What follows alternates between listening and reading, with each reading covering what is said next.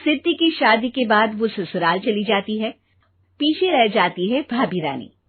सिद्धि के ससुराल जाते ही भाभी कहती है, अरे वाह जी वाह, सारे कपड़े मेरे।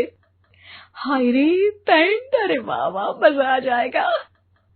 अरे ये सिद्धि की अलमारी के सामने खड़े होकर क्या बड़बड़ा रही है? जाकर देख मेहमानों को विदाई की मिठाई मिली कि नहीं। अब हाँ माँ जी, क्यों नहीं, लेकिन पहले कपड़े तो बदल लूं। अब रानी आ जाती है सिद्धि के उन कपड़ों में जो वो ससुराल जाने से पहले घर छोड़ जाती है। अरे रानी, कुछ दिन रुक जाती।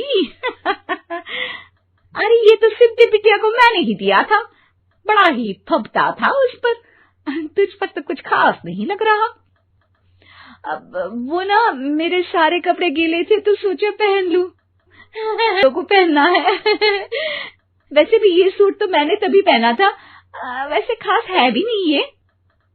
हाँ ठीक है, लेकिन ना मेरी सिद्धि पर तो जमता था।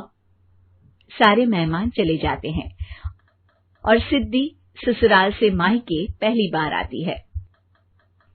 ओह, अपना घर, अपना कमरा, अपनी अलमारी। ये बोलकर जैसे ही सिद्धि अलमारी खोलती है तो सामने उसके कपड़ों की जगह कुछ और ही रखा होता है। माँ, जरा कमरे में तो आना। सास और रानी वहां पहुंच जाते हैं। रानी ने पहनी होती है सिद्धि की जींस और टी शर्ट। अरे भाभी, ये क्या? ये तो मेरी बड़ी ही महंगी टी शर्ट है, इसे आपने घर में क्यों पहनी है? अरे बहुत मिलती है दीदी ये चौक की मार्केट में, 150 में। ओ भाभी प्लीज, ये एरोपोस्टल है, 2000। अब क्या बोलूं? भाभी, ये मेरी अलमारी में छोटू के कपड़े, तो मेरे कपड़े कहाँ है? मेरी अलमारी में? अब दीदी आपको कौन से पुराने कपड़े पहनने थे? माना भाभी, लेकिन मैं जब घर आती तो यही सब पहनती ना। अरे तुम तो बड़ी कंजूस हो दीदी। खैर, वक्त आता है जब सिद्धि ससुराल के लिए रवाना हो रही होती है। अरे रानी, अंदर से सिद्धि का गिफ्ट ले आ, लड़की पहली बार ससुराल से मायके आई है। रानी अंदर जाती है और एक सिंपल सी साड़ी लेकर बाहर आ जाती है। ये लीजिए माँ जी। सास बेटी को गिफ्ट देकर ससुराल भेजती है। अगले दिन रानी एक सुंदर सी साड़ी पहनकर सामने आती है। अरे रानी, ये तो वो साड़ी है जो मैंने सिद्धि को देने के लिए दी थी जब वो ससुराल ले जाती। ये साड़ी तो मुझे बहुत पहले से ही पसंद थी, लेकिन चिंता ना करिए, मैंने सिद्धि के लिए भी अच्छी सी साड़ी दी है। हाँ। तभी सिद्धि का फोन आता है। क्या माँ, कुछ अच्छा तो दिया होता ससुराल ले जाने के लिए।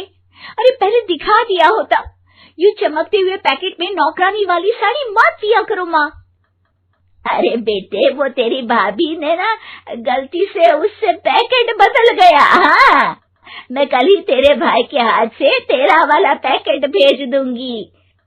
अरे रहने दो माँ, आई एम श्योर भाभी ने अभी वही साड़ी पहनी होगी जो तुमने मेरे लिए रखी थी।